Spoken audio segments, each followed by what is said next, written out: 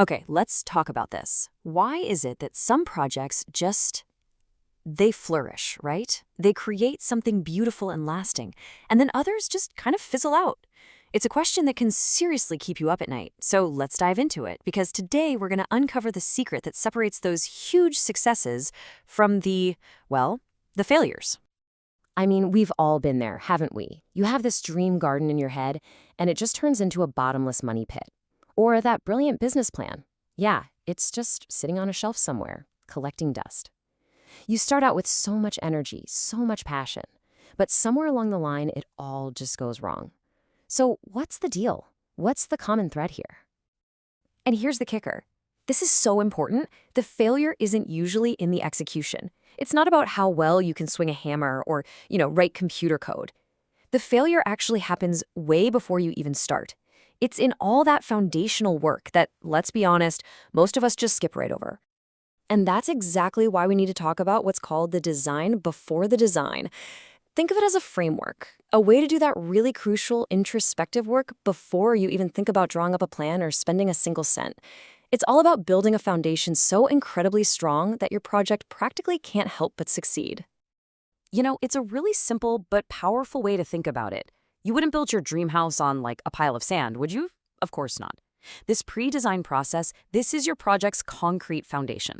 And it really rests on three absolutely essential pillars: your core values, your actionable goals, and a real, honest understanding of your resources.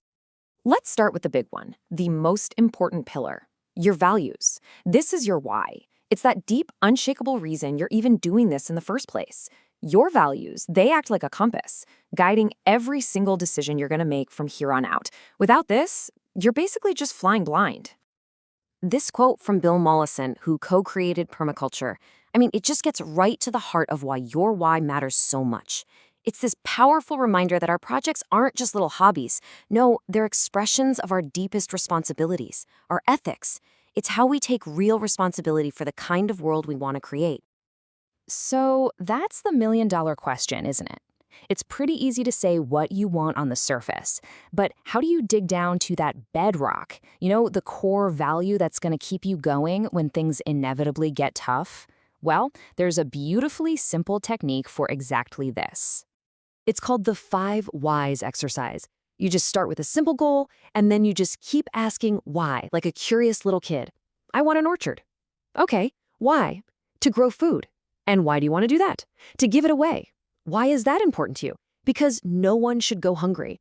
And right there, boom, you hit it. The core value. All of a sudden, I want an orchard transforms into I am called to feed the hungry. Now that is a motivation that can weather any storm. Okay, so once you've got that incredibly powerful why, how do you turn that deep-seated feeling into something you can actually, do? This brings us to our second pillar. Let's look at how we build on that foundation by turning those abstract values into real, concrete, actionable goals. And the best tool for this job is the SMART goals framework. I'm sure you've heard of it, and it's a classic for a reason. It forces you to get crystal clear on what you're trying to do by making your goal specific, measurable, attainable, that's relevant to your values, and time-bound. This is the bridge that takes you from feeling to actually doing. And this just shows the difference so perfectly. Look at the shift here.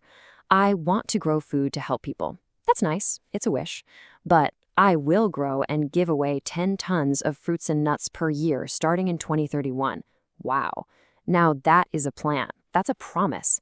You know exactly what success looks like, and you've got a deadline. That's a goal with some serious teeth. All right, you've got your why, you've got your what. But even the absolute smartest goal is just a daydream without the means to actually make it happen. And that brings us to our third and final pillar, your how. This is all about taking a hard, honest look at your resources. But, and this is a big but, I'm not just talking about what's in your bank account. The reality is so much richer than that. We've all been sort of conditioned to think that capital equals money, but that is an incredibly limited way to see the world. True wealth, the kind that builds really resilient, meaningful projects, is a much more diverse portfolio of assets. And this chart just opens that idea right up. Look at that. Financial capital is just one little slice of the pie.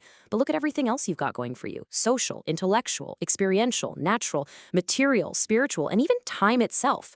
Your project isn't just fueled by cash. It's fueled by your friends, your knowledge, your past mistakes, the land around you, the tools in your garage, and the very hours in your day. Let's just spend a second on a few of these, because this is where the real power of a project comes from. Your social capital. That's not just who you know, it's the trust you've built. It's that friend who lends you their truck, no questions asked. And experiential capital. That's the hard-won wisdom you only get from trying and failing before. It's knowing exactly what not to do this time around. When you start to actually list out all of these assets, you realize you're way wealthier than you ever thought.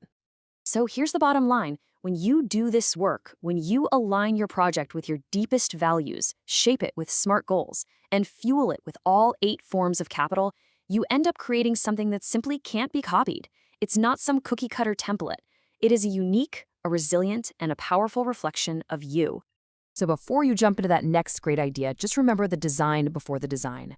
First, anchor it in your why by finding your core values. Then give it a clear direction, a what, defined by those SMART goals. And finally, power it with your how by taking stock of your true wealth, all 8 forms of capital. If you build on that foundation, I promise you'll create something that truly deeply matters. So I'll leave you with this to think about. What is the one core value that's going to be the foundation for everything you build next?